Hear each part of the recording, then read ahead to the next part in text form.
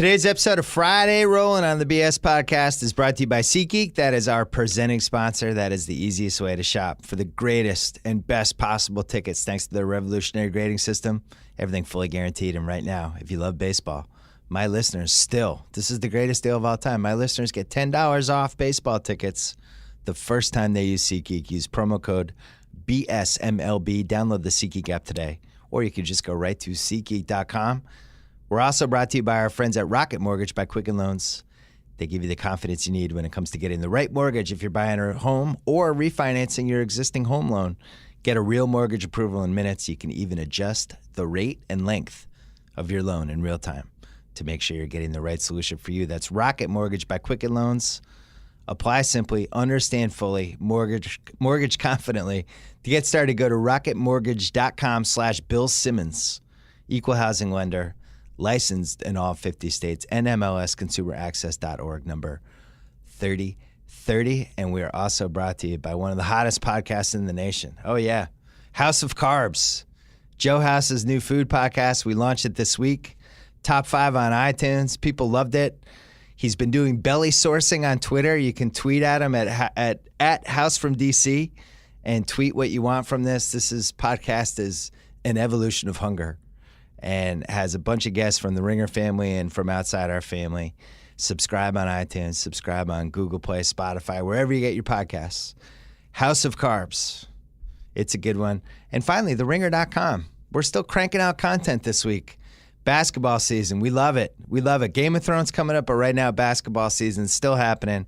A lot of signings, a lot of big picture stuff. Good times all the way around. If you missed it, I did two podcasts this week. One on Monday with Daryl Morey and Jimmy Iovine. And then the other one on Wednesday, I did a little free agent through 5 days recap thing with Chris Ryan where we talked about Gordon Hayward, Paul George, all that stuff. So if you missed that, go check it out on my podcast. Coming up right now is a podcast that I taped 2 weeks ago with John McEnroe, who was one of my heroes growing up for sports, my favorite tennis player ever. Love him to death, and never had him on a podcast. We did something in October of 2015. We were at the Vanity Fair Summit together, hung out in the green room for 2 hours, shooting the crap about tennis, then hung out on the stage for an hour, and then drove to the airport for another. We hung out for 4 hours. It was like a 4-hour podcast that I didn't record. Talked about so much stuff, and I'm just fascinated by the guy. I think not only one of the great athletes I've ever watched. I thought he was a true genius on the court. The way his mind works on a whole bunch of stuff, really intrigued by. We taped this before the Serena Williams controversy that he found himself in a couple days after we taped the interview. So unfortunately, we did not get to cover that. But we got to cover a lot of other stuff. It's a long one. If you love Johnny Mac, and if you love tennis, and if you want to hear some interesting ideas of maybe how to fix tennis, he came up with one that I was so jealous of, I can't even tell you. But all that is coming up right now. But first, our friends, the Rock and Roll Hall of Famers, Pearl Jam.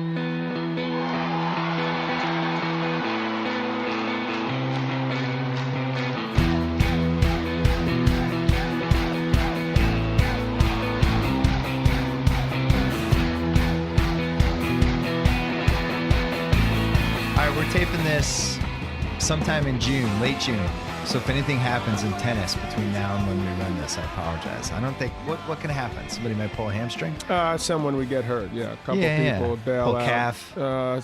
That probably will happen to one of the top 10 contenders in the men's or women's or both. But hopefully not. Yeah. Well, hopefully not. John McEnroe. You've never been on this somehow. No. We've never done a podcast together. We did like a 4-hour podcast that wasn't taped when we were at the Vanity Fair Summit a while ago. We just talked the whole time. Yeah, that was fun. It was an unrecorded version of a whole bunch of things. It was amazing. It was amazing. You'll never one of the most unforgettable moments of your life. You're one of my sports heroes growing up. Not to kiss your butt, but it's true. I loved watching you. Yeah, it was great. And it was a delight to meet you and talk to you and we had some fun that weekend. Yeah, it was a good couple of days, and then it just all vanished. Then we fell apart. Yeah, I don't know what happened. You're in New York. You need to be near, the failing Knicks and and I have all a your great teams. mix of being able to spend some time in Malibu, which I love, in LA, but I am a New Yorker at heart, obviously. So Yeah. I get that the pain that you mentioned is getting excruciating, but with most of the teams that I'm into right now, but I can't explain it. I couldn't, in my wildest dreams, have thought that it would get to this low, this bad with the Knicks. I mean, I could do this bad a job. It would have been fun if you ran them for 3 years. I don't know if it would have been much different. It might even I been think better. that we would have done better. But I mean, I thought initially that made sense, that the Zen master would sort of pull it together. But Yeah. I don't know. I mean, for a guy who is obviously got a lot of interesting things to say over the years and inspired some people and done a great job coaching, I don't get what's happened. He's lost it. Or I don't know. I wish I knew. Some of the Knicks celebrities who go to the games are always worried to criticize the Knicks because Dolan sometimes will. Jen's been nice enough over He's the been years. nice to you, right? Every now and then, Yeah. he'll get. I mean, you sit on the floor of a basketball game. It's one of the greatest perks you'll ever get. I mean, it's amazing. You see these athletes and the intensity, and they're jawing at each other. I mean, to me, I love it. So that's, you got to be, I suppose, in this case, because Jim has been criticized so many times in the past, he meddled in the affairs, and Lenny Wilkins was there a year or two, and Larry Brown, everybody, it seemed like, and finally I guess he listened to enough people. He decided, look, I'm going to let Phil Jackson take over. Now he's criticizing, even get rid of him. Right. And he's hesitant, I'm sure, to get rid of him because he's like, look, I don't want to be the fall guy for this. I mean, for once, blame somebody else. Right. So, I mean, it's a good problem to have. I mean, meanwhile, the team has gone up 3 times in value. God knows what it's worth. And they win 25, 30 games, which is amazing. So, every team in the league just keeps going up and up. So no matter how bad the Knicks are, they're still in New York, and I mean, all the NBA values go up. Yeah, I can't bear to watch. I can't bear this a whole lot longer because this seems it's gotten to be of train wreck proportions. You're barely old enough to remember 73, right? Well, I mean, the title team.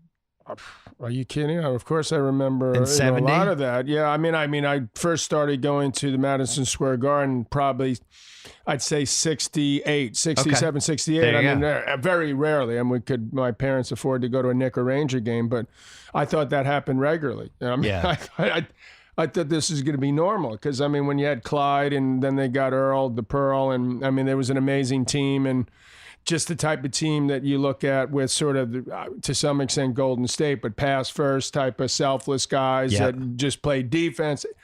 Red Holtzman was the greatest. Everything just seemed so rosy. Willis, limping out. Everything about it was amazing. So now, I mean, I guess the one part I feel bad about over the course of my Knick being a fan of the Knicks was when Patrick Ewing got drafted, and I wasn't really like a big Ewing lover in the beginning, but that was like, to me, a monumental mistake because not only is he far different than what he appeared, which I should be able to relate to in my own world, he seemed out to be a tremendously, I mean, I don't know him well, but just a tremendously nice person. And just totally underappreciated. He brought relevance, and I mean, I wish obviously he had won a couple, but I personally, and I think a lot of others at the time, were sort of hard on him. What do you think was the lowest moment of the last 40 years as the Knicks fan? What was your rock bottom? Somewhere, was it one of the Hubie Brown years? I can't remember. In the 80s, like that mid 80s, like after Rory Bernard got hurt. I think I did charity event in Tahoe once, and I believe I don't quote me on this, but Rory Sparrow was a center fielder, and I was at bat, and he was so close. He was just like, you can't even hit it over my head. And I thought, this guy, I've just got to pull this off, and I did. I'm sure I couldn't do it now, but just the satisfaction of sort of and torching Rory Sparrow. Well, yeah.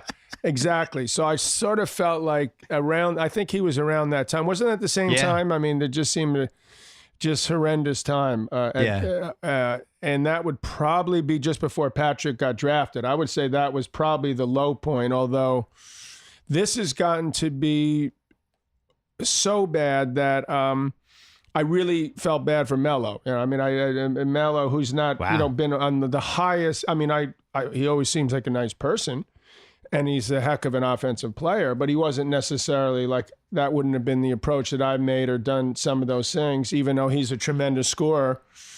But then when the way that Phil's tried to sort of, the way it's been handled just seems so bad that I made a point a couple of times of just saying to him, look, I feel that this is just totally, one of the few times where I was close, and maybe before a game starts, not like he's calling me, hey, John, how's it going? But just to be like, look, I just disagree with this. You don't deserve this. I mean, you can be criticized because you don't play enough defense, or you haven't made the guys around you good enough, but you shouldn't be criticized for sort of, he's been a pro, and I think pretty much what you saw before is what you were going to get. And that's what he's given him. And it sparked some excitement for a while, but he's gotten too much of the blame. He'll have one last run on a good team, I feel like. I don't know what that team is or what year it'll be. If he's willing to leave the Knicks, I mean, he better start thinking about it soon. Yeah, seriously. Basketball, going to a basketball game, especially with good seats, and going to, let's say, Wimbledon, and you're close. I feel like those are the two most naked sports. The athlete's right there. You can read their expressions. You can really feed off them. You really almost feel like you have a feel for what they're actually like as a human being, which is unfair and not true, right? How much is true? How much is not true? Well, that's the unanswerable question, because you can be that person for a brief period of time. I mean, I went out there and I was like a crazed guy. Yeah. I'm not that. You could ask, maybe my kids would feel differently at times, or my wife or ex-wife, but I don't feel like that. That's like a way that you've got to get yourself, that you have to focus your energies and everything that you're thinking and doing into sort of trying to figure out a way to beat a guy. Yeah. And so that requires a lot of focus and concentration and things that every little thing. I mean, I was too much. I mean, there's no question. That's why I like basketball so much. It seems like they found that right mix where they're into it. You can hear trash talking, but they're also having some fun. Yeah. Which is what I think that team sports have over individuals. I had a harder time just by myself being able to really appreciate the moment, feeling like I'd lose my edge. That's sort of the way I grew up. You can't throw out a one-liner and say something light. You might hurt yourself. So that was probably, for me personally, my biggest regret while I played. Connors was able to do that, which really infuriated me. He'd tell someone to blank themselves, and then the next thing you know, he'd sort of have his arm around the same guy, and he'd sort of go, "Oh, that's I guess that's what you want, huh?" And they'd be laughing. I go, "How the hell does he do that?" And we'd play at the Open, and he's the New Yorker. I go, wait a second. He grew up in East St. Louis. I grew up in Douglas and Queens. And how the hell are they putting in the New York Times or any of these papers? He's like the real New Yorker.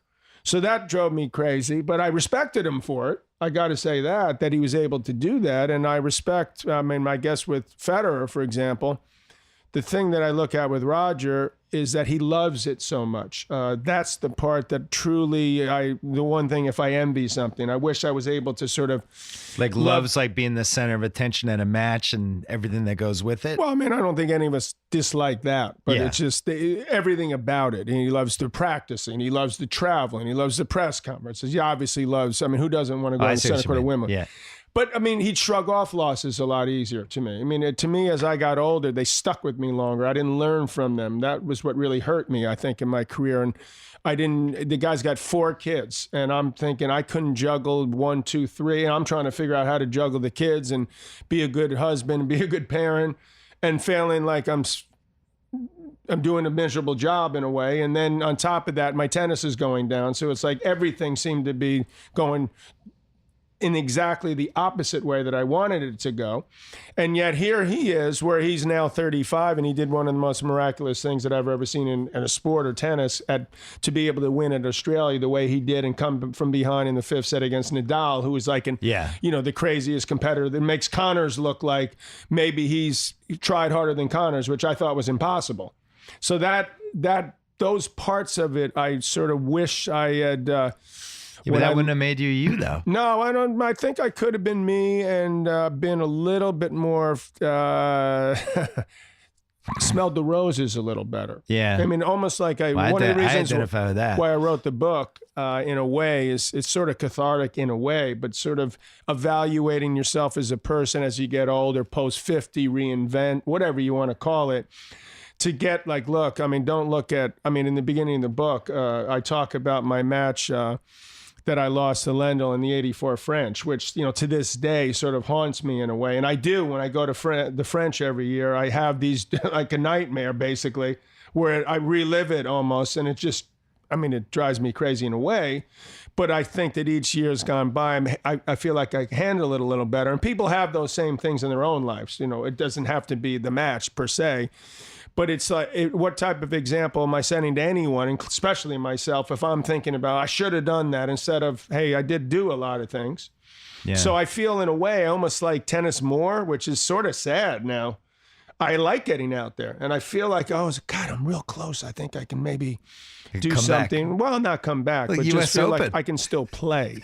You know, yeah, not best of 5. You know, I get tired after one. I get one set. I'll play against. You know, at this point, I'm playing guys like, at times, Andy Roddick. Well, he's 34, and I'm 58, and he should still be. I mean, he's chosen not to play in the circuit because he didn't like the traveling and a lot of the stuff that goes along with it that I was saying Roger did like. Yeah. And that drove Andy in a way out of the game, because to me, he'd still be top 20 in the world. Yeah. So what the hell is he playing me?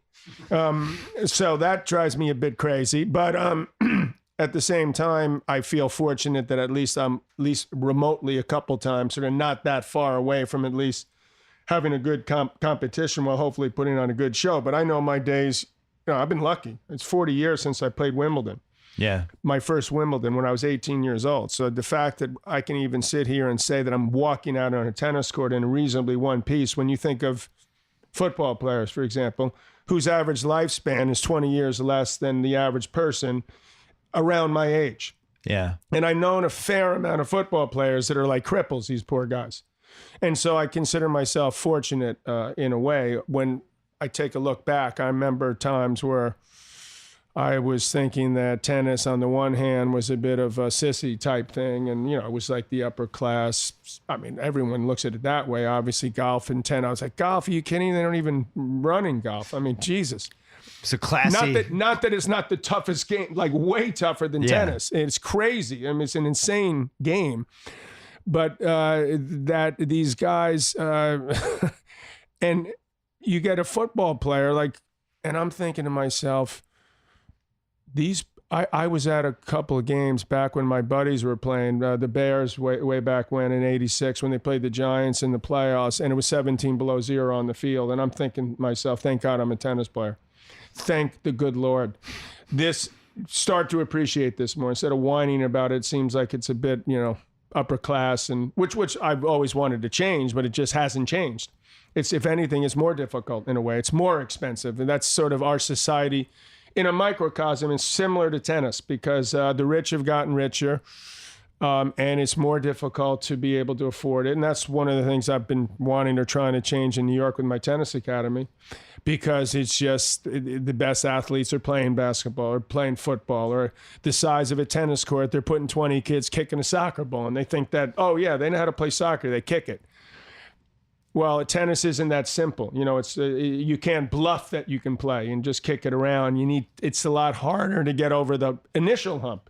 So this cuts out like 99% of the people. That's, you know, people always, where's the next American, you know, champion? Well, let's try to give some of these kids a chance to do it, and I think we could succeed.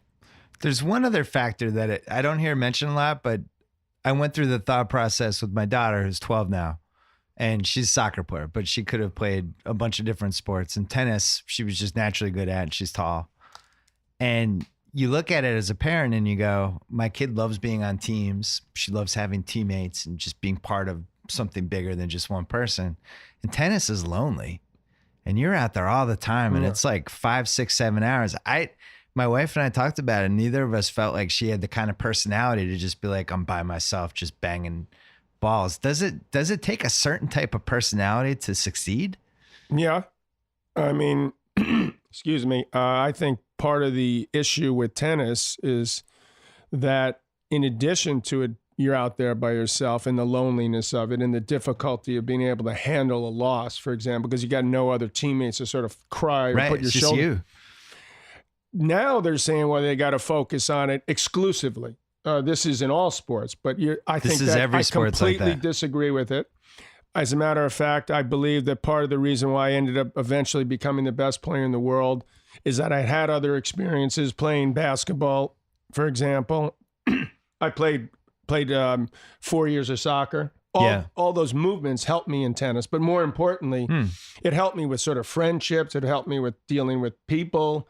So I could, maybe people didn't see it at first, but hopefully growing up and, trying to figure out life, my way of growing up might have been a little different than most.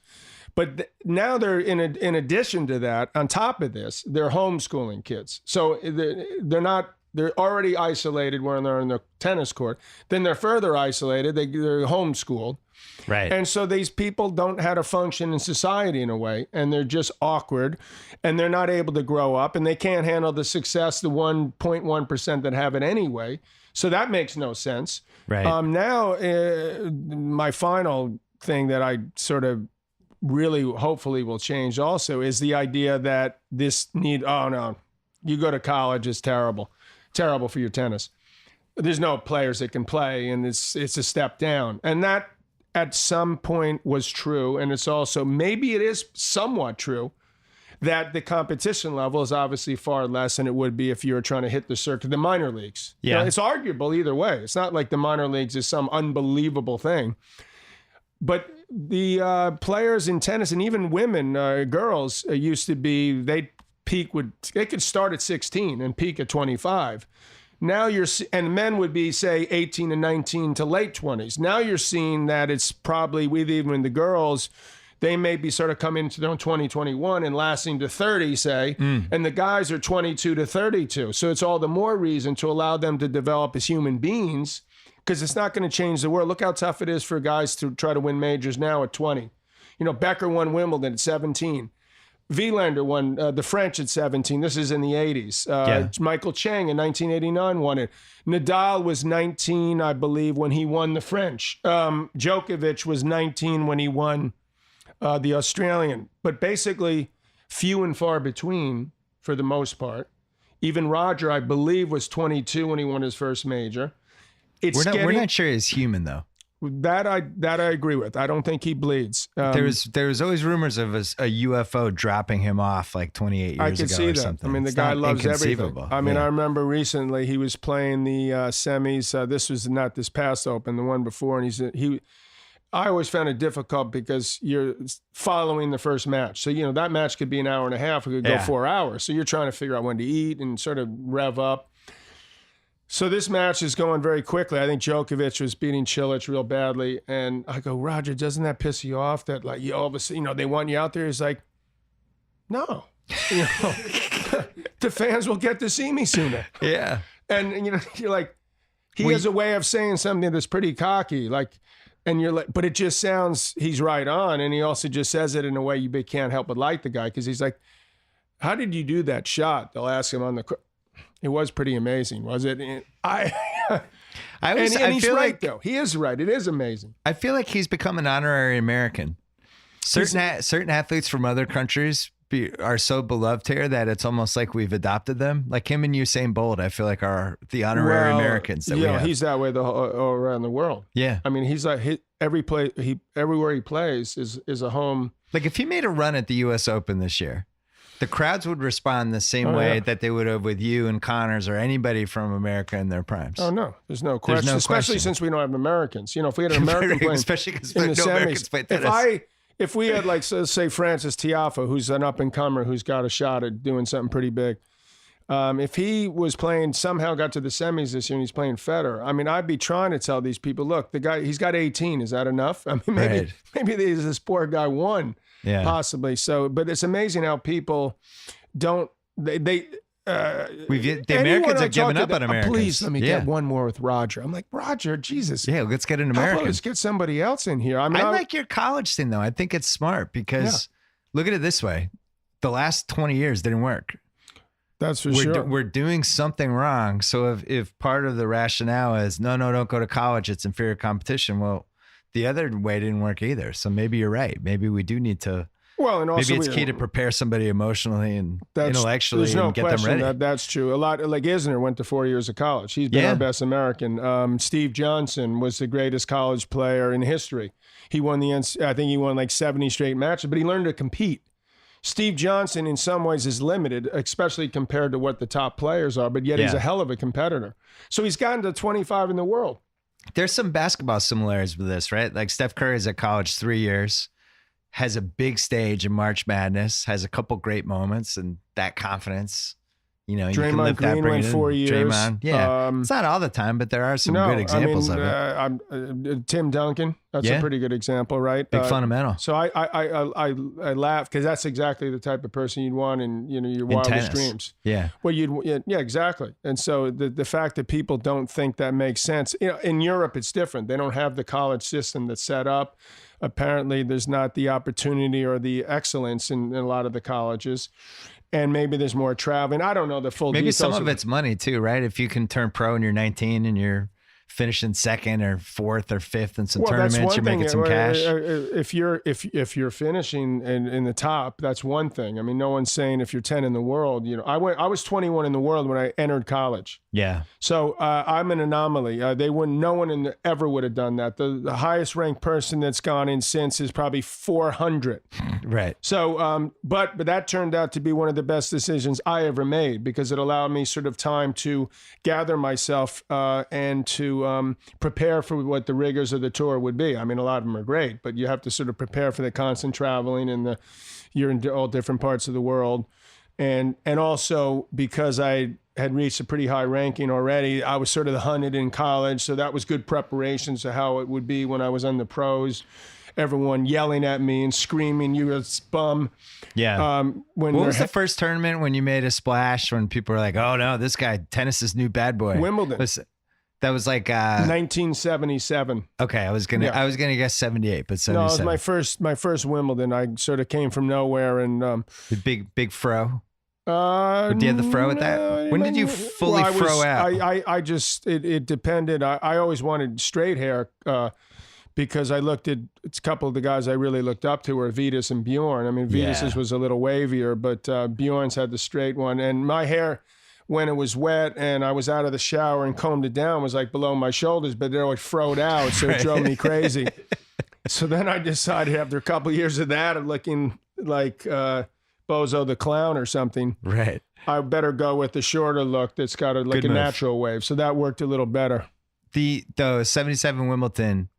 Were they mean to you? Were they like, who the hell is this guy? They didn't know me, so it was great. The first year was such a crazy time in London with sort of the whole punk scene was happening. Oh, yeah. And it was freaky there. I thought, I was like, they think I'm not weird?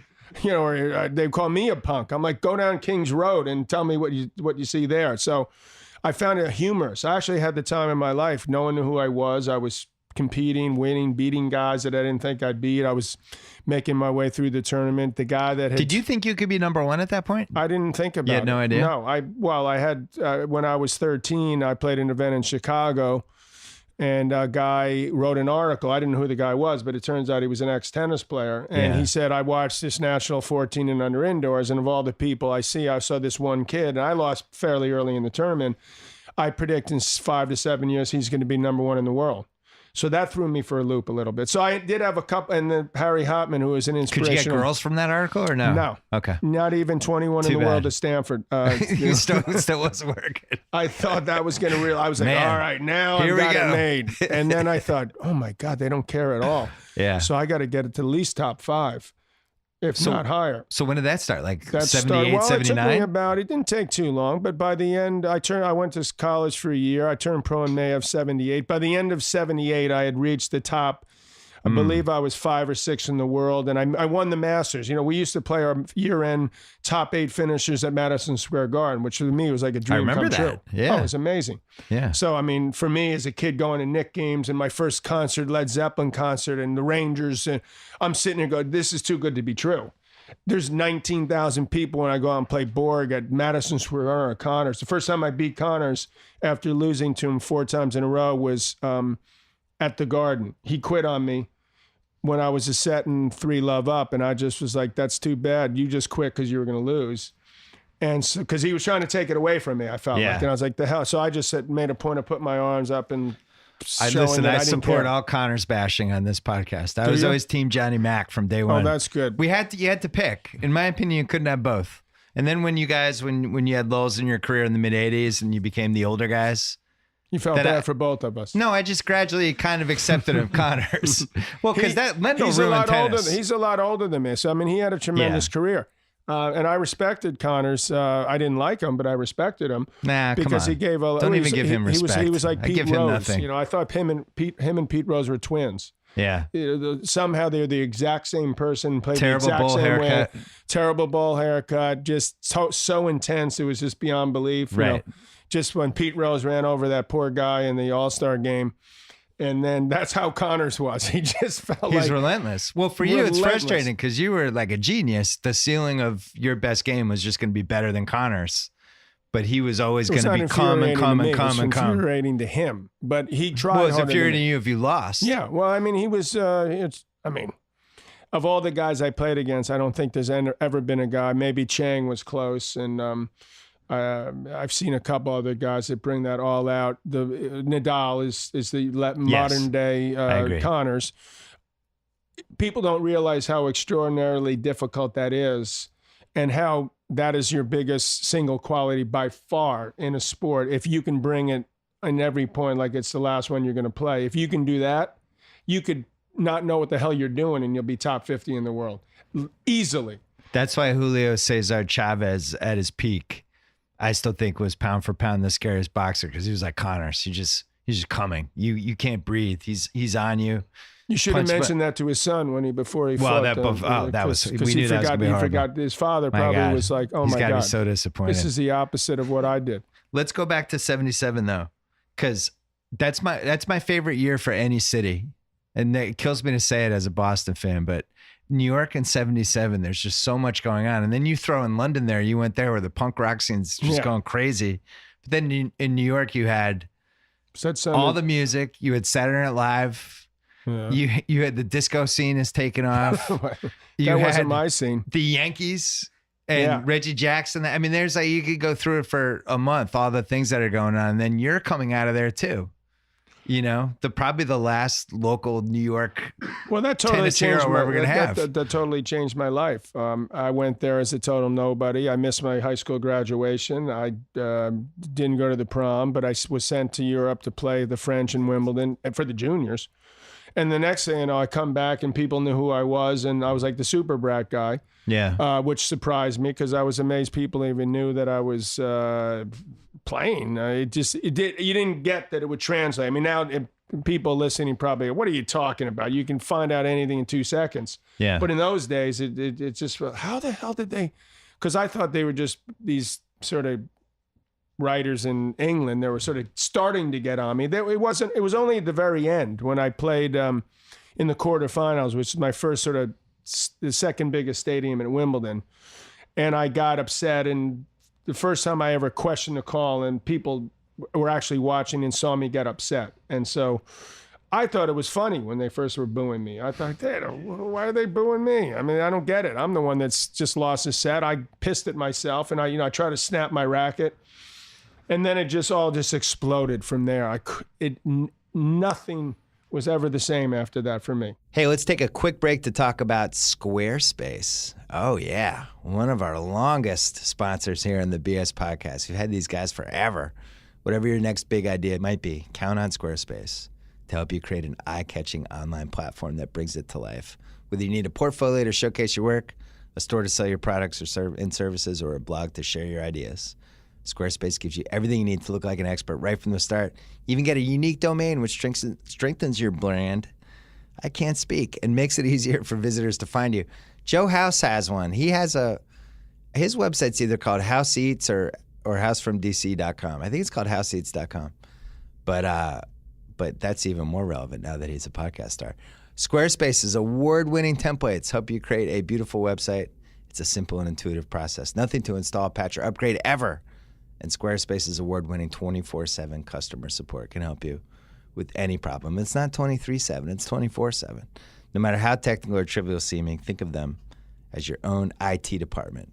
Now I see the word IT and I think of Isaiah Thomas. So we might have to, I think he gets ownership of IT. I think we need a new word for IT department. Anyway, start your free trial today at squarespace.com. Enter offer code BS to get 10% off your first purchase. If you purchase an annual plan, you get a free domain. Oh, yeah. That's offer code BS for 10% off your first purchase on squarespace.com. Back to the one and only John McEnroe. What's frustrating for me as a diehard Johnny Mac fan, the tantrums became part, like in the first sentence of when people talked about you as a tennis player. And I was always like, that should be like second, third, fourth paragraph, whatever. Yeah, people got mad. There's a couple things, but it was like, I've just never seen anyone play tennis like you, you know? And I think there's a very small, sorry to blow a lot of smoke up your butt here. I need you as my publicist. I know, it's just like, I've never had one, but I feel like you got any free time the next? Well, but it's like, you know, Tiger's the same thing. Like, it's not just that we lost Tiger and this is sad what's happening to him, but it was like, I've never seen anybody play golf like him. Yeah. You know? And it's like, I think all of us have been trying to replace it since he left. All these guys are great. All this next wave about Dustin Johnson, and you go through, but it's like, all I know is when Tiger was playing golf and he was on, I was watching. There was nothing else I wanted to do on the planet other than watch him play golf. You had that, and then you had Borg, who was his own, like, we've never seen anybody like him either. There's pieces of Federer, I guess. But I think mostly Borg is a unique prototype that has not been replicated. Is that fair? I think that's fair, yeah. He's had this aura and this just look that was just tremendous. And a style to him. And he never really said anything. In 40 years or 50, I've watched tennis. Only once did I ever see this. I was watching Wimbledon once, and there was about 300 screaming girls outside the locker room. And I thought to myself, I want to be a tennis player. Right. I was probably 14 or 15 years old. I'd never been to London, and Borg was coming out, and it was like the equivalent. Yeah. Not comparing it, but that type of Beatlemania. It was like totally girls crying, and never has that happened to anyone before or since. So there was something unbelievable. It was almost like One Direction. One Direction now is like Harry Styles. Well, maybe it is, but it's something like that where you can't believe how the people are reacting to him without him even seemingly doing anything. And maybe the less he did, the more crazy people went. 2 a.m. in the morning, 1978. Him and Vitas Gerulaitis decide they like the same girl. Who gets her? There would be more than one of them around, I would guess, if they were both. But they both settle on the same brunette. If it was only one, I would say that it would be an easy one, Borg. Oh, really? Yeah. Because Vitas was a legend, though. Vitas was a legend, but he didn't seem to care that much. Vitas would just say, he wasn't going to compete. It's going to happen anyway. Yeah. I'll just wait around a few more minutes. I don't think that was a problem they had, to sort of doing that. They had all types of options. Vitas was one of the 30 for 30s when I was there, when we were creating the series development, all that stuff. Vitas was always, I thought, one of the great sports docs that could happen.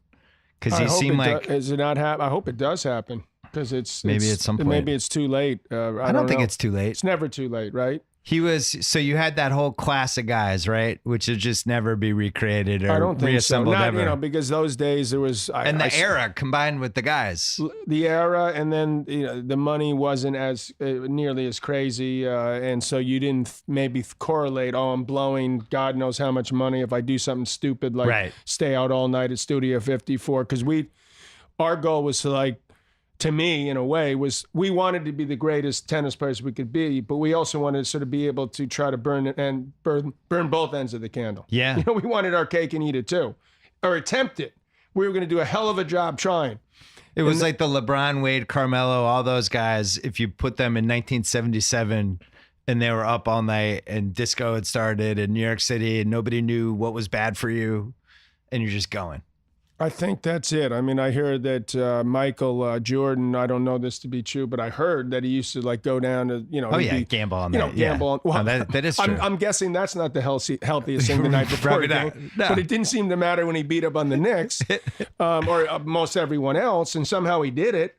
But I think that would be it would even seem 20 years later that would be tougher to pull off, or too many people are around or taking your pictures, and they'd be like, how dare, like when, what's his name? Beckham did it right with the Giants. It was like it feels like the stupidest thing ever. You go rent a boat in Miami, although that maybe doesn't have one iota what has to do with the game. But then you go to Green Bay where it's 7 degrees, and then you wonder why you dropped 3 balls. And you're thinking, well, they're going to blame it on the fact that you went there. If you caught them, no one would have said a word. Yeah. So if you do it, you better back it up. Chicken egg thing. That was too bad, because I think I was like, oh God, he's gonna have a bad game, and they're just gonna be on him.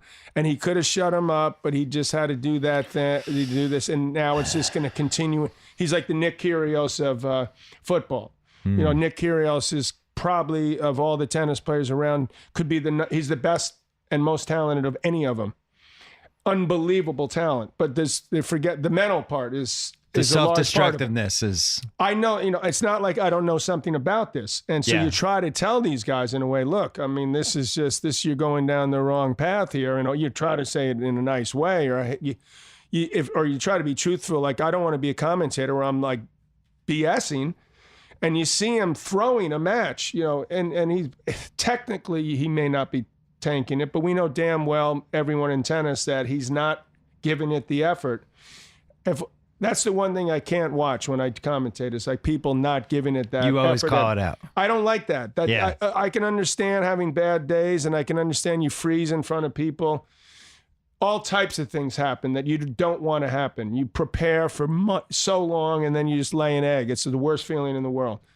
But if you don't give an effort, you start to walk away. That is a tremendously bad feeling for yourself, but just a total black eye. Yeah. All right. So late 70s, who's the class of guys? It's you and Borg. Connors, but he married Yvonne's a playmate. Younger than me. He's younger. As far as just that group. I just try to stay around this. Are you kidding? Like being around Vitas. I'm just saying, Vilas to some degree. Oh yeah, Vilas. Nastasi, is he involved there? Around is he hanging out? Yeah, he hangs out. The Mad Hungarian? He's actually Romanian. The Mad Romanian? Yeah. What was his nickname? The Romanian something? No, I think he's just nasty. He called me macaroni.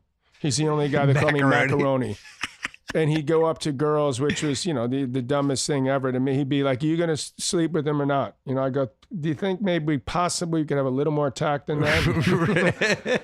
I don't want to go crazy here, but do you think maybe that's the wrong thing to say? But he'd say it to every one of them. 9 out of 10 would slap him in the face, and the other 10th would leave with him. The 10th one. So I don't know. But is it a good thing to have like that cluster of great guys, because you're all measuring each other? Like, that had to have helped you. Measuring each other off the court? On the court. On the court. And maybe off the court too. Vitas, well, that's what I thought you were saying. Vitas and Bjorn were very good. They were probably the best friends. I looked up to Vitas. He was like the coolest guy in the world to me. He really did seem like the coolest guy. I met him when I was, say, 12, and he was like the coolest guy at the Port Washington Tennis Academy. I go, how does this guy just had everything, it seemed like? I mean, the long hair, he just had the charisma, the girls, played, he was the best, never seemed to get tired, unbelievably fit. It's like, wow, I got to try to somehow get to the point where I'm somewhere like around him, or get close to him. And I mean, to his credit, he didn't have to do this, because we were both from Queens, and then the first Open we ever played, either one of us, that we got to the finals, we played each other, and I beat him pretty handily. And it's sort of, I was 20, he was 24, so that was a tough one for him to take, I'm assuming. God rest his soul. Yeah. And later on, he says, "What are you doing? You want to come with me basically to Studio 54 or whatever it was?" And I'm like thinking to myself, yes, because I know whatever he's doing is going to be has set up, it's going to be a whole lot better than what I had set up, which was not very much. So but here's where I just lost him he lost to me in the finals of the U.S. Open. So most guys aren't going around and hang around each other. So always felt like he almost was more important that he be your friend than sort of beat you, even though he never beat Borg. He made the greatest line ever when he beat Connors. No one beats Vitas Carolina 17 times in a row, which is what he said, which has got to be the greatest line ever at Madison Square Garden. And then with me, he won. He had a better record, but not a good record. He had a couple wins, but it almost seemed like that was so much. And I know he was burning with ambition also, but it didn't seem quite as much as some of the other guys. But I felt lucky because I sort of walked into where tennis was sort of exploding in the late 70s and into the 80s, and it was a magical time. It was a lot like boxing. When boxing has those clusters where like all of a sudden you have Hagler and Leonard and Hearns and all these guys, or in the heavyweights in the 70s with Ali and Frazier and everybody. It's like boxing. Boxing right now, it's been people barely talk about it, and we have the two greatest players that ever lived playing right now, Nadal and Federer, and we're not getting much exposure. And people. So do you think that's because of longevity they're the greatest players ever, or because they're playing at the highest level ever, or both? Well, both, but I mean, they obviously have equipment that if we played with that equipment, we would have played differently also. Yeah. We look like we're in slow motion. What about, what kind of sneakers were you wearing? Watching the old NFL compared to... What sneakers were you wearing in 79? They couldn't have been that healthy. Yeah. Actually, no. I mean, but these cushions, I'm not convinced the things that have cushions, we're both wearing like Converse, which is owned by Nike. I believe those are Converse, but they look like them. And those to me is some of the greatest sneakers ever, most comfortable. And that was more or less the equivalent of what we used to play in, just like basketball players used to play in those. And sometimes I like that feeling of being sort of low to the ground and feeling the ground. When you got in the air, I twist my ankle more often and got in some trouble, even though as your body starts to get crickety and older and you're like, oh, this is great. We got a little cushion. But I'm not. That's why clay is great. Well, clay is good in that way. I mean, it blows in plenty of other ways. Yeah. Like you can't move on it the way you can move. Like you can't go out and stop and start. Like on I look at these basketball guys and I think, God, they're so lucky. I do sort of not resent it, but I wish we had we had indoor majors and it would be 70 degrees and perfect, go give those give and goes or those alley-oops where you're slipping the first step, you slip on the clay. Like they just picture what they're doing, play on clay. Yeah. It wouldn't be quite so simple. We wouldn't look like quite so bad, how tough it is to do that. So we put ourselves in tennis in extremely difficult positions to showcase ourselves the best we can, unlike some of the other sports. All right, one more quick break to talk about Spotify. Did you know you can listen to the Bill Simmons podcast and others from the Ringer family on Spotify? Oh, yeah, you can. You could be listening to this one right now on Spotify. It's a streaming service you know and love for music. It's also fully loaded with podcasts. Find us in the podcast section within the Browse tab when you're using Spotify on mobile or just by searching for the Bill Simmons podcast, which is this one. While you're there, click to follow us to have our new episodes delivered right into your Spotify library. Head to spotify.com/podcast for more. That's spotify.com/podcast. Since we're here, I want to talk about two of our newest podcasts. House of Carbs, hosted by Joe House. Food, a celebration of food, eating, the love of food. I think everything you want to know about this podcast is in the first episode. House talking to Bon Appetit's Adam Rappaport, who mentions his ideas for how to make caprese salad a little better. And as he says caprese salad, House goes, oh, and just lets out this great groan. And it's all authentic. The guy loves eating. He loves food. He loves talking about food. That's what the podcast is. It goes in a bunch of different directions. I highly recommend it. And it's not as artsy-fartsy as some of these food podcasts. You're going to get a breakdown of whether it's okay to put barbecue sauce on a cheeseburger and things like that. It is for the food lovers, the food connoisseurs, and people who just like eating food. In the first one, they actually, Juliet and him talk about this new Sonic burger that has a lot of mushrooms in it, and they break that down. But that's the kind of stuff you're going to get in this one, so that's good. And then Against All Odds with Cousin Sal, even though it's the off-season, no football, they've really stepped up their games and had a 5-minute breakdown of who would win a fight between Mr. Miyagi and John Rambo. That is among my favorite 5 minutes we've ever had on a podcast. Amazingly, 3 of them took Miyagi as an underdog and laid out reasons why and treated it very seriously. Good stuff all the way around. But listen to those two. If you love gambling, you love food, I would recommend Against All Odds. And I would recommend House of Carbs.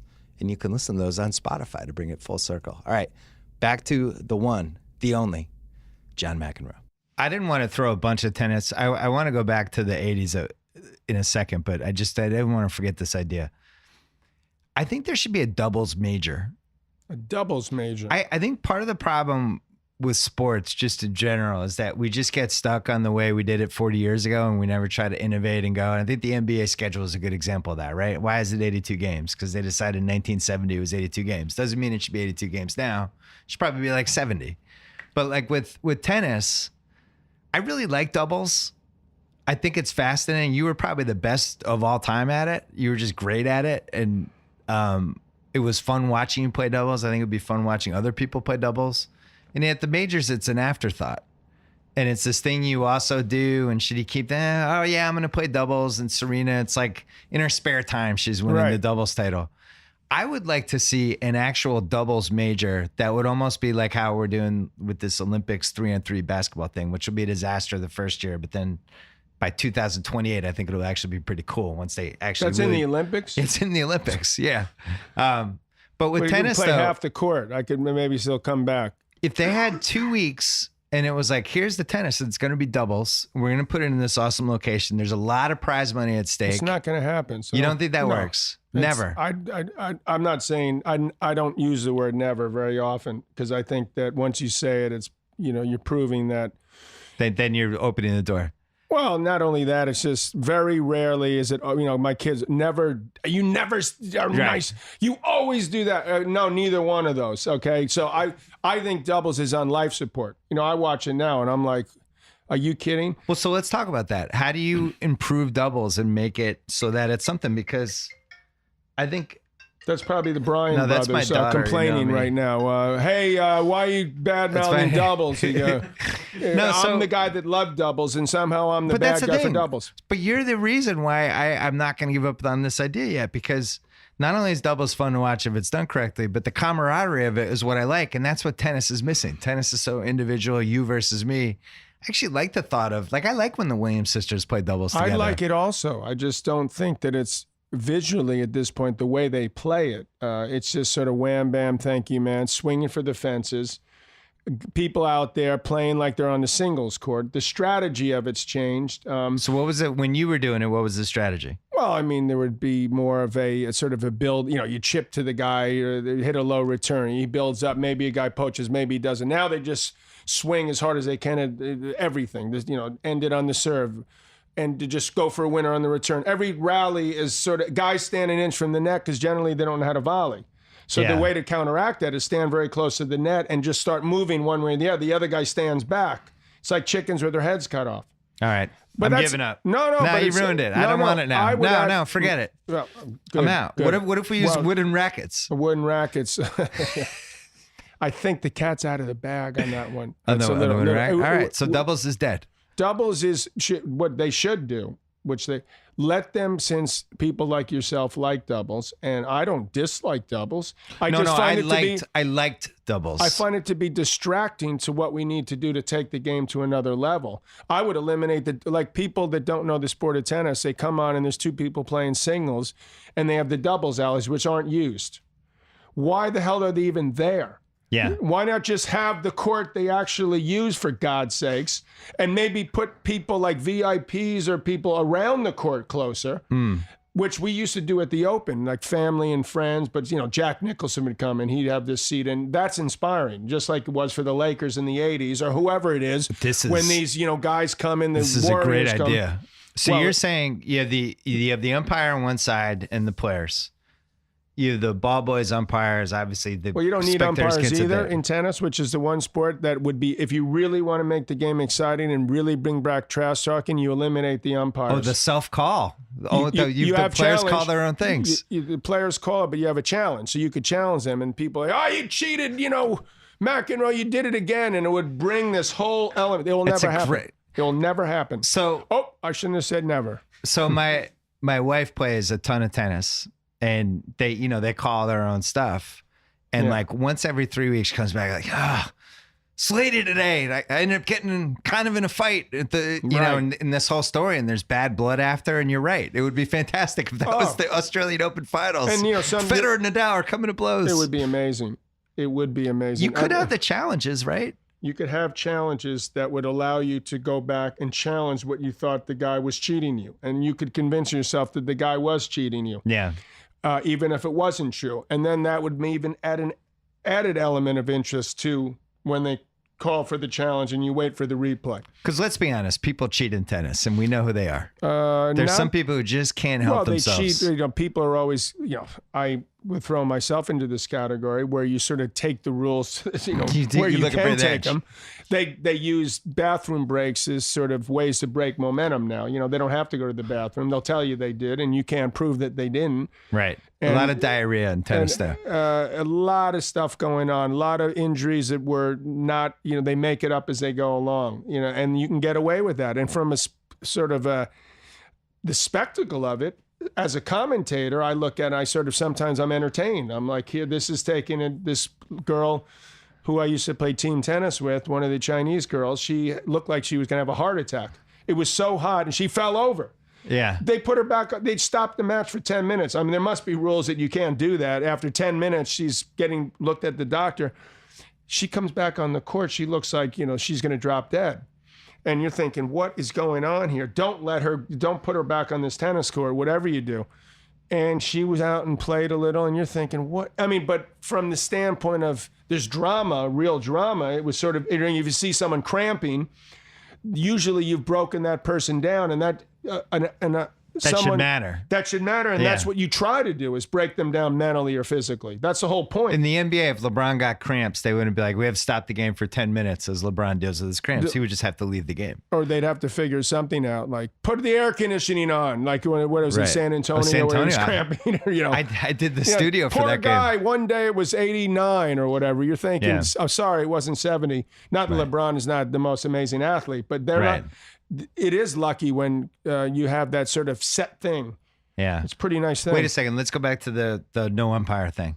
Okay. So we get rid of umpires. Right. Players call their own things. So around the court. The linesman you get rid of. You keep an umpire to call the score. So that I'm There's screwing just up the one linesman guy or something. there, Yeah, the guy in the chair. The linesman, all the other guys So he are stays. Out. Yeah, he stays. Or she, whoever it is. Players on the right or left. Maybe a couple courtside seats. Yeah. Down there either way, maybe get like 3 and 3, 4 and 4. You go look at the old seating arrangement at the Open in the 80s, and you'll see that it's very cool. Other side, you could put people all down the line there. Are you kidding? It'd be that like could be floor like, seats, you know. Yeah. Listen, they didn't have floor seats until the 80s. I mean, I remember when I was seeing my ex-wife, but when my first son was being born, and I think the Lakers were the first team that I can recall. It was 86, my son was born. It was unbelievable. Yeah. I'm like, it's showtime with Kareem and Magic and Worthy and these guys. I mean, they're just showing a 30 by 30 now. This thing, I'm sitting here watching and go, this is too good to be true. Then I had a chance to do that. So the triple OT game the Celtics and Suns played like 40 years ago, in 1976. If you watch that game, there's really no court sides, and there's just nothing behind the basket. They didn't even put seats there. It's just like 28 feet of space. Oh, really? And it's like, wow, what were they thinking back then? Exactly. They could have put all those. You know, and then they have, no offense, because you're sort of a reporter, but they'd have sort of. Well, okay, barely. Yeah. But they put like these on the floor seats at the Garden. They do that. Yeah. You're like, wow, man, they get floor seats after they just roast us, or and they've pretty much stopped doing that with the press. They stick them in the corners now. You see that seat up on the top? Right. Let me know how that is. Court sides. So why wouldn't U.S. Open do this? They did do it. They should do it either way, because the U.S. Open court is big. Yeah. Arthur Ashe Stadium's a very big court, so there is room for that either way. I think they should do it, absolutely, and I think there should be a way, especially at the big events, where you could have it where maybe visually for tennis it's better if you don't have those other lines. Maybe. I don't think we've experimented enough is the point. I agree. You mentioned wood rackets. If you look at baseball, these guys, when they're young, they use graphite or whatever materials used. And then when and if you ever make it to the pros, or not the pros, even the minors still use it, then you go to wood bats. And that's, to me, is what they should have done in tennis. But now it's too late. The game is just so much faster, and it just in terms of the economics of it, I don't think it could happen. But it would be interesting to see Roger Federer. My frame was a 78 square inches of wood racket. He's using a 98 square inch frame. That's quite a bigger sweet spot. It allows you to swing harder, make contact easier. These guys haven't made. They didn't have it tough like us in the old days. The nice cushy shoes.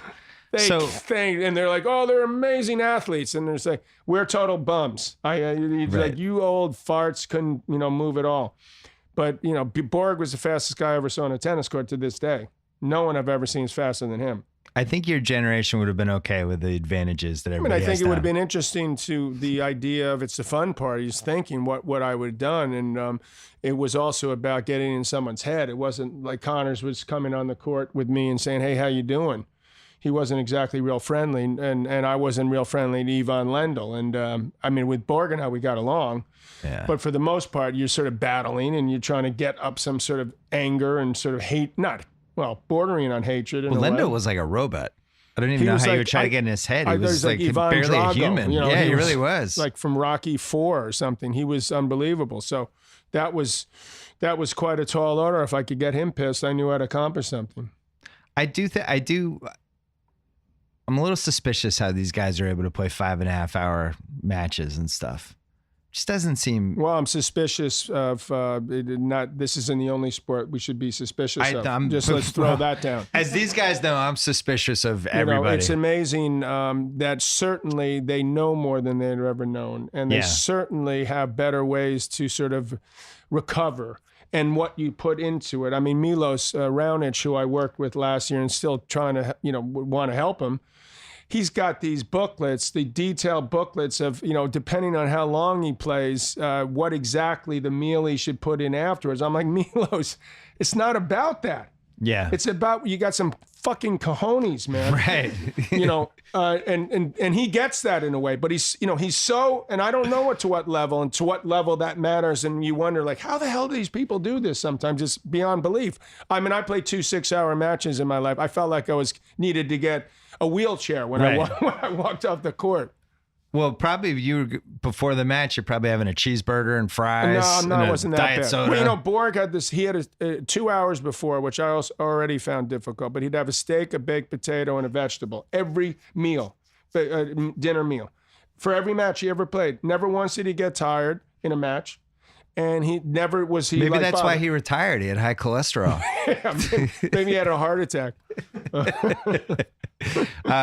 When I spent time with you in 2015, the 2 things I remember more than anything, one is that you brought up that 84 French Open loss to Lendl, and you were going through it point by point, like 31 years later, like, here's where it turned, and then this happened, and it was on an ESPN Classic, and you were narrating it, only it wasn't on an ESPN Classic. You were tortured by it. Yeah, well, I actually start this book. Yeah, that's why I brought it up, because you said earlier you started the book with it. Well, because it really, it's something that I have to deal with. And that's crazy that you have to deal with that, though.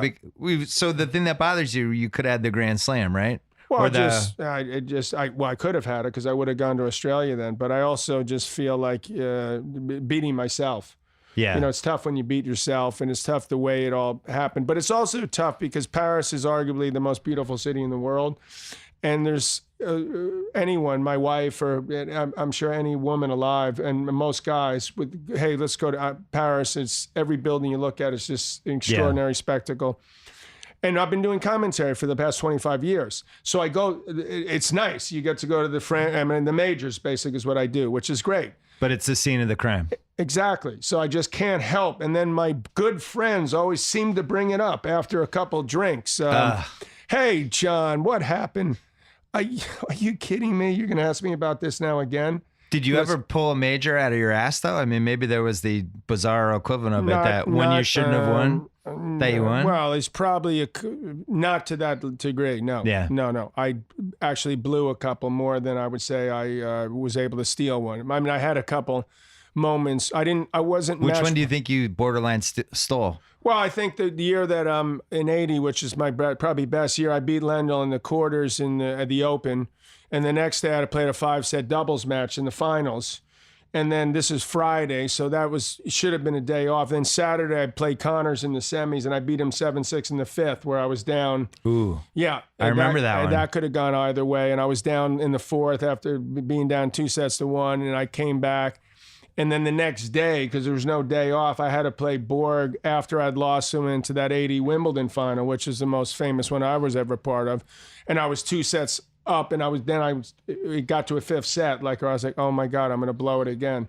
So that was probably my proudest moment, that I pulled those 3 off in a row and beat those guys, and showed that because people are like, oh God, you know something? You look fitter now than you did when you played. I'm like, no. Yeah. Here's my track record in 1980. Because a lot of it's mental. And it's not even close physically, even though I take pride that I'm still in shape or whatever, but this is not even comparable. I'm proud to say I watched the 80 Wimbledon match live. I'm Really? sure you get that a You lot. and 100,000 other people. Yeah, I know. It's amazing. It's a 13,000 seat stadium. You're probably about, and I hope you are one of them, but one of the 100,000 people that have literally come to me and said, I was there when you played. I'm like, no, I wasn't there, but I watched it. You know, I watched all your stuff back then. No, but that was, to me, it was like the Fisk home run in the 75 World Series, where we lost the World Series, but we had the Fisk home run, and you lost the match, but you won the fourth set. It was basically the same thing. Yeah, it was amazing that that's obviously one of the few matches, most obvious one, where I knew something was like special going while it was going on. There was just this intensity and energy that was amazing. That I didn't want to ask you about it because it's probably the question you get the most asked, but we had to at least gloss over it. It is, because it's certainly, I mean, it's the match I'm most proud of. Well, it's the greatest match of all time. I didn't write about it much in the second book, because I had certainly written about it in the first one. But and it's not that I'm not proud of it. I am. And it's not that I'm not. You know, to say that you're part of like one of the best matches in a sport's history is great.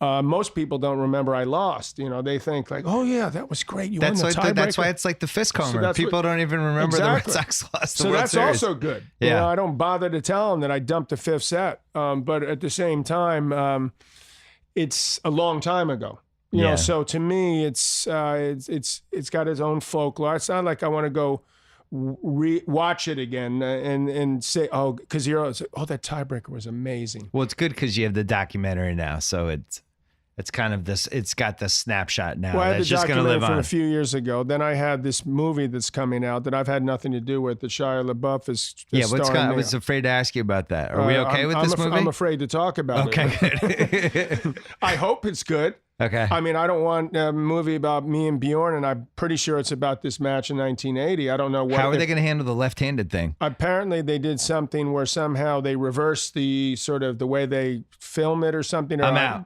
I'm out too. Yeah.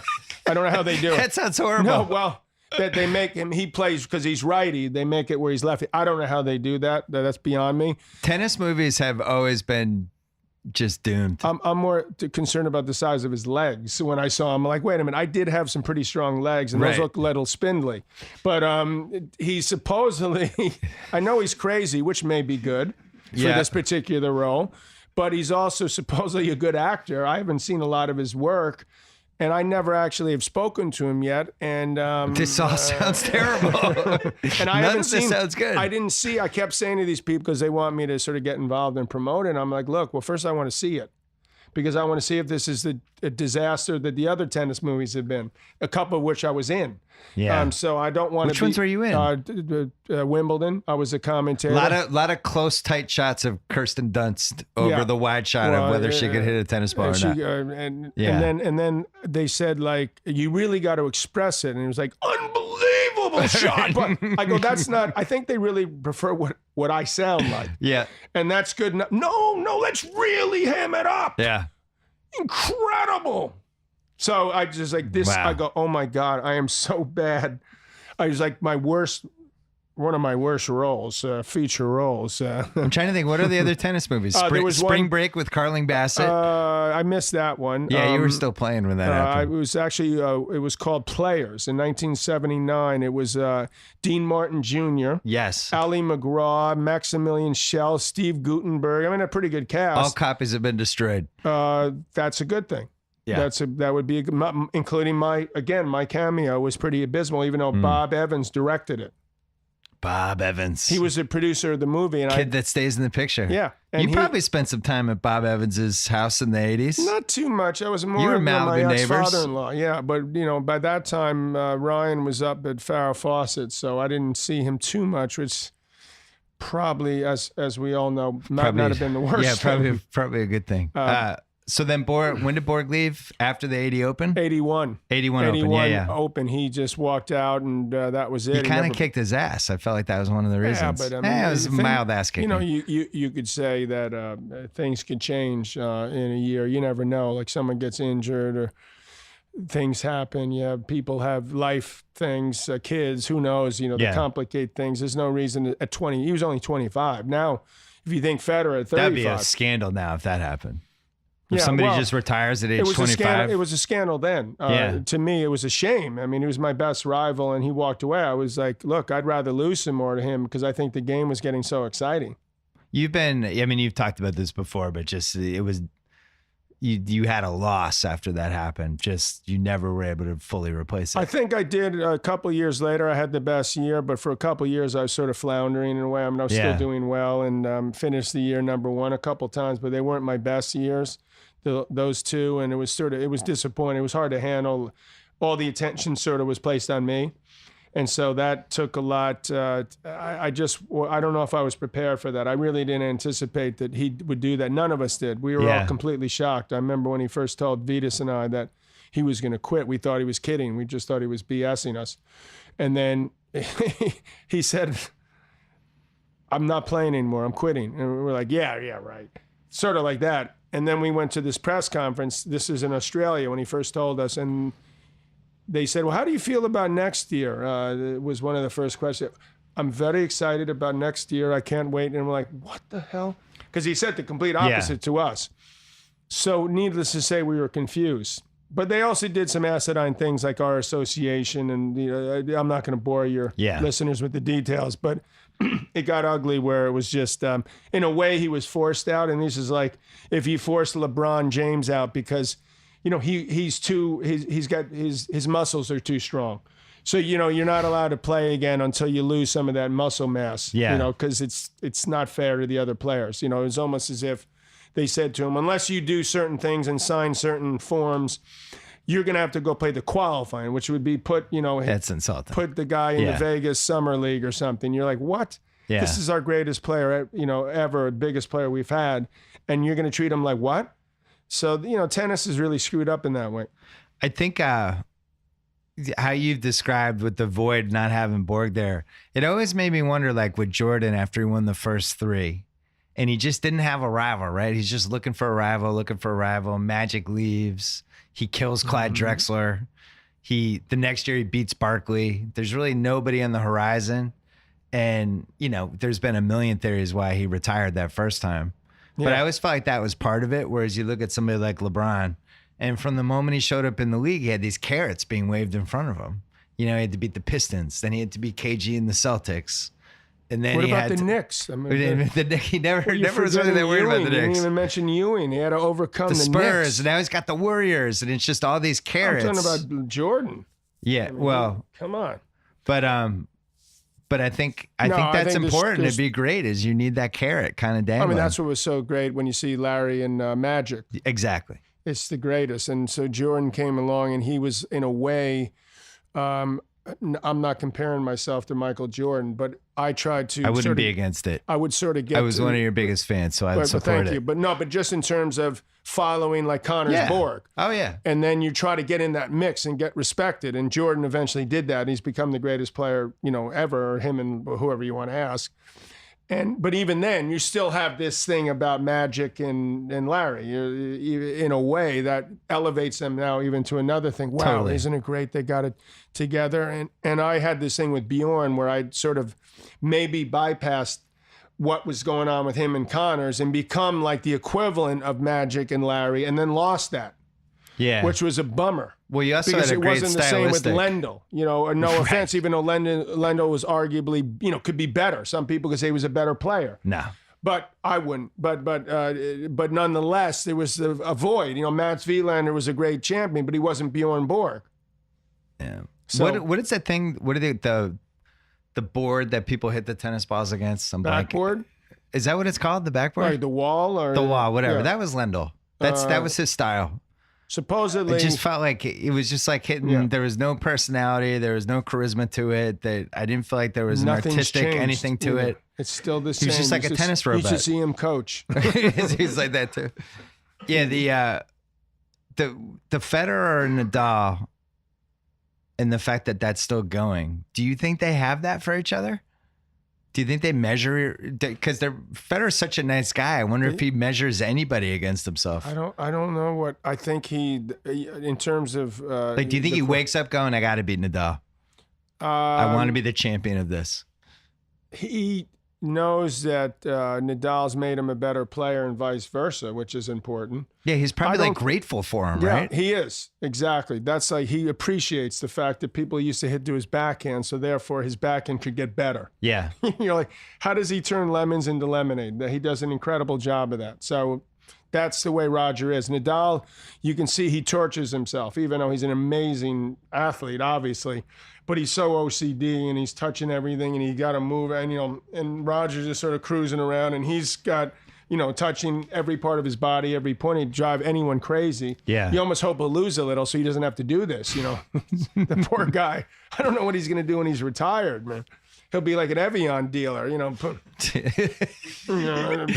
working at Starbucks, just making So it's not easy coffees. Being out there. I, had my own things, so I'm not sitting here saying that it's and in certain ways it's great. But Federer, he loves everything about it. I would more towards say, hey, you certainly measure yourself up at the people around you, whether it's Connors, Borg, Lendl, whoever. Yeah. Then along came Sampras and Becker, and I'm like, oh my God. These guys are much bigger. They're hitting it a lot harder. I've lost like a third or half a step, and this is bad situation because they're just coming out and just swinging for they're serving bigger than anyone I'd ever seen in my life. Nothing had ever come close to what I saw with Becker and Sampras. Any server. Yeah. I played Becker at 18 in an exhibition in Atlanta at the old Omni, I believe. It was like great crowd. And I'm thinking to myself, this guy's got the biggest serve in the history of tennis. And he's 18.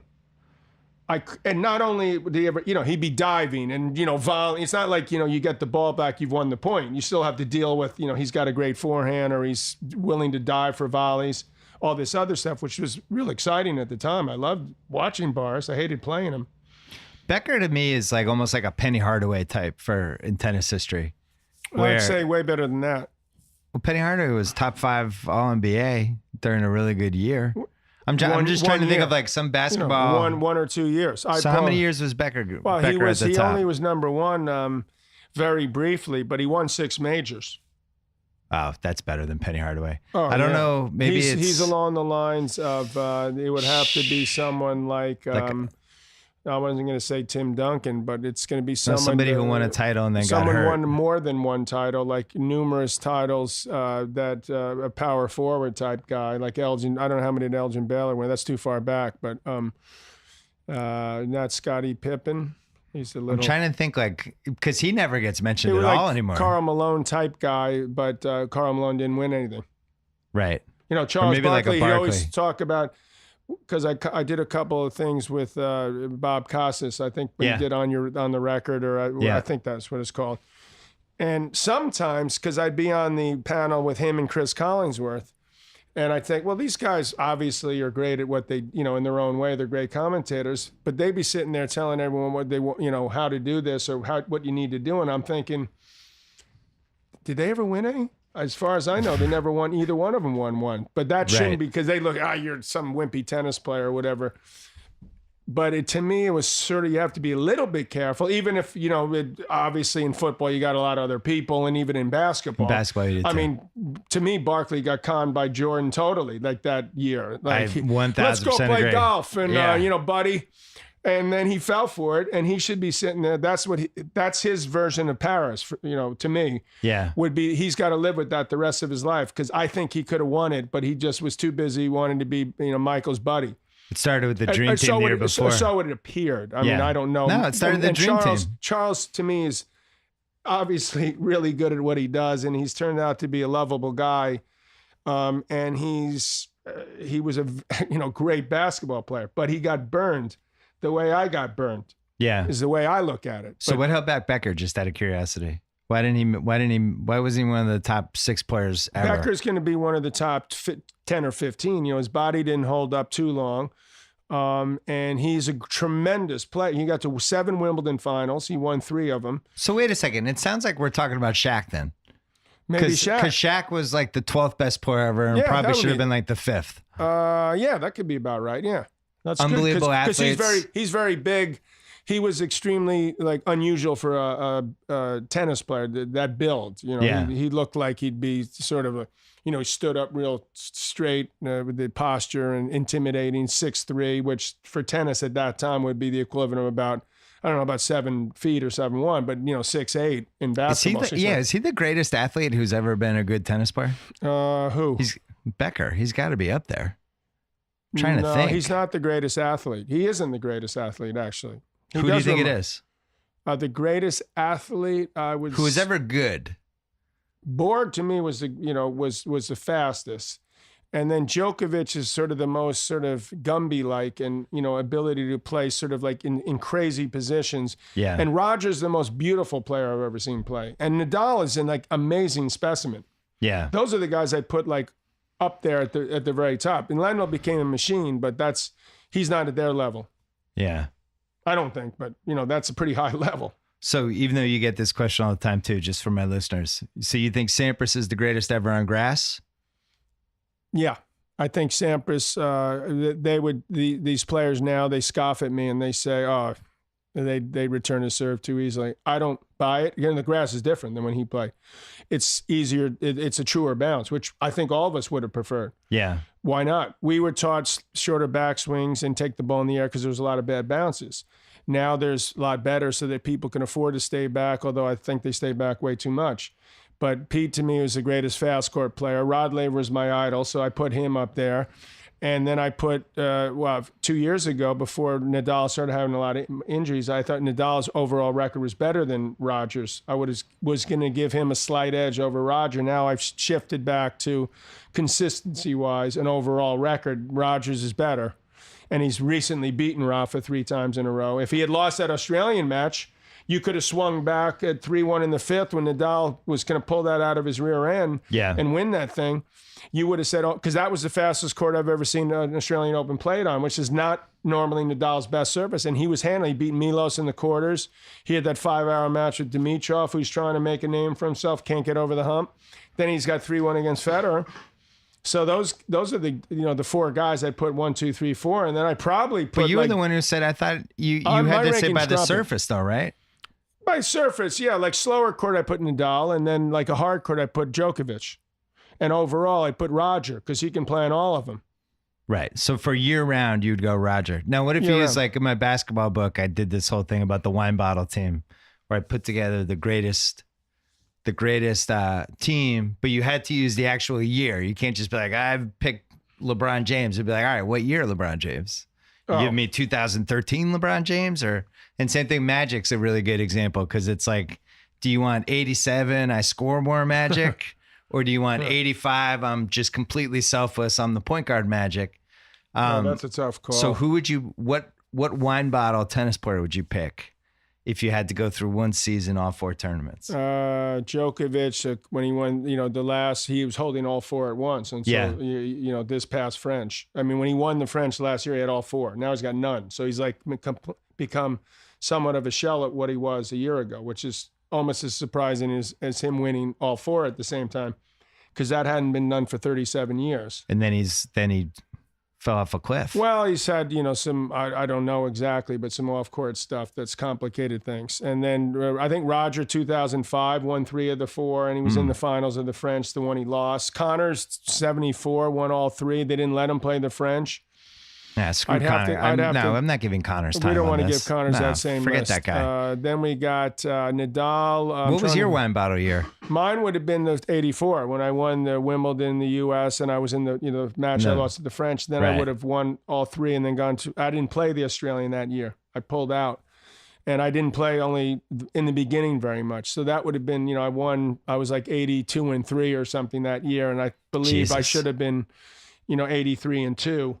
And then I could, or even better. and I would have gone to Australia and tried to win the Grand Slam, but then it's just screwed it up. So that would be for me. And then I'm trying to think of Nadal's. I mean, it's hard to say with him. Probably 5-6 years ago when he won the Wimbledon, the 2008 Wimbledon final was the best match I'd ever seen. And that year he won the French, and I can't remember what he did at the Open, but I'd pick him that year because that was an amazing match. He beat Federer 9-7 in the fifth.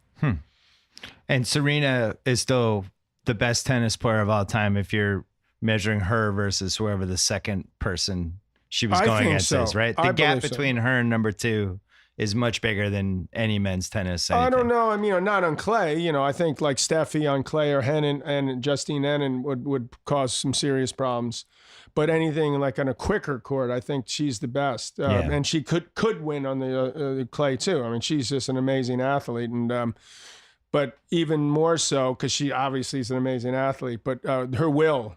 Yeah. She's come back from more matches where she's match point down than any player I've ever seen, and won the tournament or won that match. And that's not easy to do. I didn't do that much. And she's had had it a lot, 10 times or 50 times or however many times more difficult than someone like myself, being a black girl in a white man's game, basically. Yeah. So the fact that she's overcome that and been able to be as successful says a lot about her. I mean, one is that she's so much better than everyone, but also that she's been able to persevere. Her sister was killed about 10, 15 years ago. And she had a life-threatening she's had a lot of stuff. Who's the best under 27 tennis player right now, male or female? Under 27? Let's see. Do we have a future A-lister in the mix? There's like the Zverev is this 20-year-old German guy. He's gonna be big time. Okay. He's gonna win majors. Is that a Wimbledon sleeper pick? No, I don't think he's ready yet. But I wouldn't put it past him with the right set of situations. He was in like the semis. That's what always happens in Wimbledon, though. Somebody, the year we don't think they're ready yet, that's the year they break through, right? They probably said that about you. When's the last time that someone, maybe Leighton Hewitt in 2002, but, if you think about the guys, Federer's won 7, Nadal's won 2, Djokovic has won 2, Murray's won 2. I'm trying to think of who the other person is, but Krajicek in '96 came. Even he wasn't out of nowhere. He was like the third best grass court player. It's very hard to be out of nowhere. One reason I work with Milos, besides I like him, he's a good kid and he's extremely serious and wants to make himself better, is that he was one of the few guys I thought that could win Wimbledon. There's only like 6 guys to me that could win it. It's a small group. There's other guys that could make a run and cause problems, but they're not going to win it. So who are the 6? The 6 would be Roger, Rafa, Nadal. I mean, I said Nadal, Djokovic, Murray, Milos. I would throw in Kyrgios. Although I don't think mentally, he gets me more. I mean, he's a talent that could do it. I would vote for him more to start an international incident at Wimbledon than actually winning Wimbledon. It's a shame, because we really need him, and but Del Potro I like him a lot. I'm hoping he's going to have a good sort of couple years because he's had a lot of injury problems. But like I look at Wawrinka, who's won 3 majors, the same as Murray. I don't even though he's like a tremendous player and turned out to be first round Hall of Famer, I don't think he could win Wimbledon.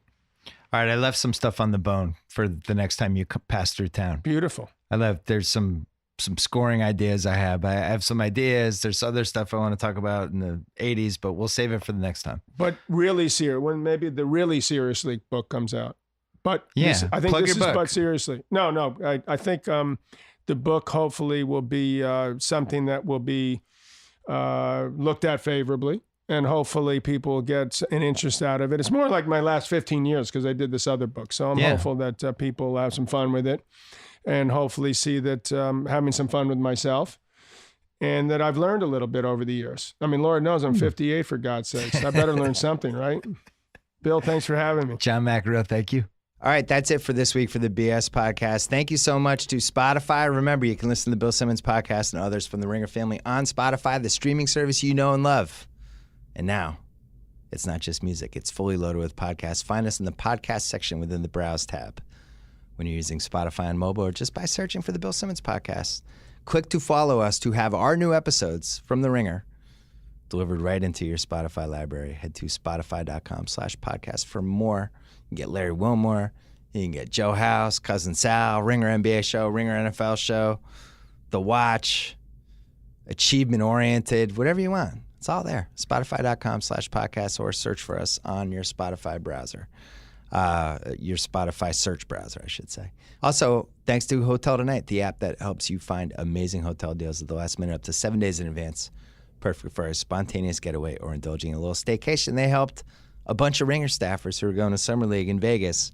And just for fun, you should download the Hotel Tonight app and just check what last-minute rooms available they have in Vegas. You can be like, oh, wow, I can be in the penthouse suite at, name some nice casino at last-minute notice. I'm going to grab it. I'm feeling myself. I want to be in the penthouse suite. Better for gambling. But check it out. Get in on those killer last-minute deals. Download the Hotel Tonight app right now. Don't forget to subscribe to House of Carbs. Do it for Joe House's stomach. Don't forget to listen to all of our podcasts. Don't forget to check out theringer.com. Next week, have a bunch of celebrity guests coming in. A lot of celebrities in town all of a sudden. So we're gonna bring some of them in, and I'm gonna interrogate them and make them groggy and make them say stuff that'll become newsworthy, or just have a good podcast with them. Anyway, enjoy the weekend. July, things are settling down. Take a break. Game of Thrones coming up, NFL coming up. Good times. See you next week.